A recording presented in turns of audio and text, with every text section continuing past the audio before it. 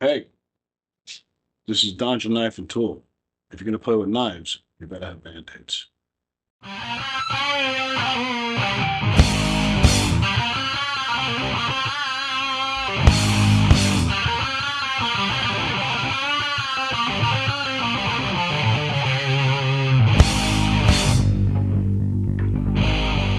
Alright, so last time we met, I showed you guys a pretty cool knife for $10.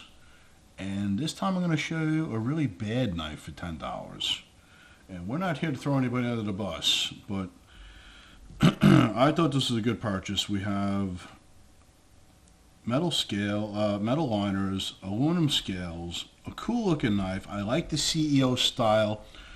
The glass breaker is pretty unnecessary, I think, but I thought it looked cool, and I like this whole CEO style of knife.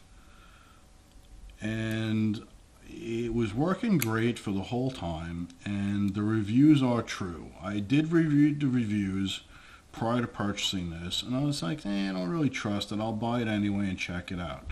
But this thing is a Funbro knife. It was bought on Amazon for $9.99, and I'm telling you right now, don't waste your money. It's got a cool blade, it's very sharp, everything is awesome, but the problem is, once you start aggressively trying to open and close this thing,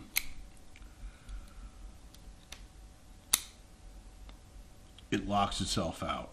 The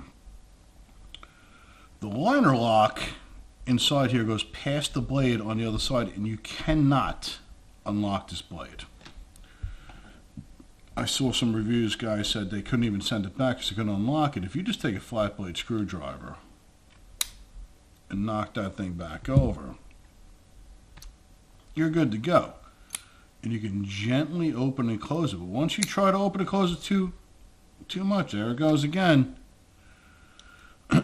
making it extremely unsafe and not an everyday carry, and not something you should ever use.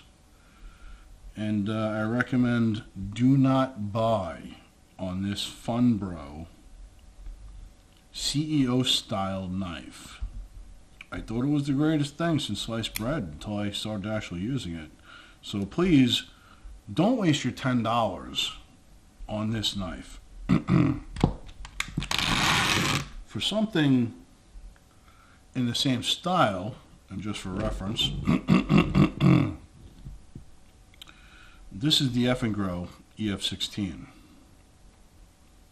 If you check out the steel liners, centered blade, this is a good knife. Let's get this one out of here for now.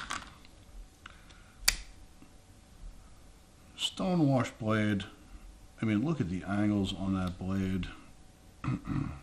Absolutely fantastic. These two steel stamped, steel liners, G10 scales, but the best part is right here. The liner lock is so smooth on your fingers, and what a fast knife. Now this is twice the price as that, but more than well worth it, in my opinion. So that just might be the way to go. For this style of knife anyway. This thing is unbreakable. I've tried, believe me. And it just can't be done. So, F&Grow, good for you. Good job on this. Everything about this knife is fantastic. The machining is fantastic. The centering of the blade. The style. The construction. Just good job. Good job on that. Just for reference, we have the tape measure out. I'll give you this one here. Do not buy this one. It's the Funbro. And for reference, from the first video, there we go. We have, because everybody should be familiar with this, because these are sold, a lot of these sold every day. So just for reference, we'll use this knife as a reference knife going forward at this point. So there you go on the tape measure.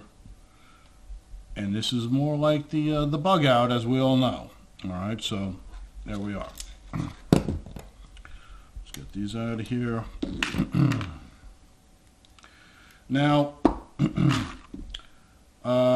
was some unsubstantiated claims on the first video about the Ozark Trail. Here we go. I didn't want to bring this back, but here we are. I was questioned on it. Also, not through our comments, because apparently our comments were turned off that we didn't know. The comments are turned on now, so please let me know what you want to see and comment about what I'm talking about now. But I want to do a quick little update on this because I was questioned on it personally in real life. When I purchased this, in my time, at this point in my life, I lived in a very rural community. And the only thing where I lived was a Walmart. So that's why I said this is the granddad of the Ozark Trail D2 that, has lit the internet on fire. All right, so that's pretty much hearsay. But what I realized after the video, and there's a little foreshadowing here because I was doing a research on a lot of axis lock knives like this. So, keep in mind I'm probably coming in the future. But now, I said, this might be such a good flipper because the thumb studs are wider than most other knives that I have. And it really is a great flipper. So now, what I realized is, most of the knives, Schrade and a couple other manufacturers, you'll see it in the future here, their thumb studs are a lot skinnier, a lot shorter. They don't get a lot of purchase like this one. This one wants to. Look, I can't even not open this one. So these are a lot longer than most of the other manufacturers that I have that I was going to show in another video. And then look at this side-by-side comparison. They're almost the exact same thud studs. Obviously, one's chrome, one's blacked out. The chrome one might be a little thicker because of the chroming, whatever. No other axis lock knife that I have has thumb studs this wide and this thick. So if you needed more proof that this is probably the predecessor Appalachian Trail to the Ozark Trail done by Walmart, there you go. All right, moving on. I don't want to keep reiterating on things we've already talked about, but again, I'm not here to throw Fun Bros under the bus. But the fact that they didn't machine this properly, and if you look real close in there, the back of the blade should have a slope on it if you're going to use a liner lock system, so it never goes far past. Okay, I don't know if I'm going to get a good camera angle there, but it's a flat surface. So this is never going to work properly. It's just not a good design. Honestly, I hate to say it, but whoever designed this knife probably never designed a knife before. Or a liner lock in that case. And again, I'm not trying to be mean to anybody. I'm just stating the facts. So not to throw Fun Bros under the bus, but here we have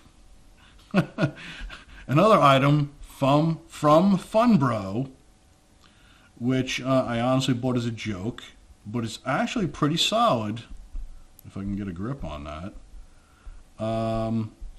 Here we go. That's fully open.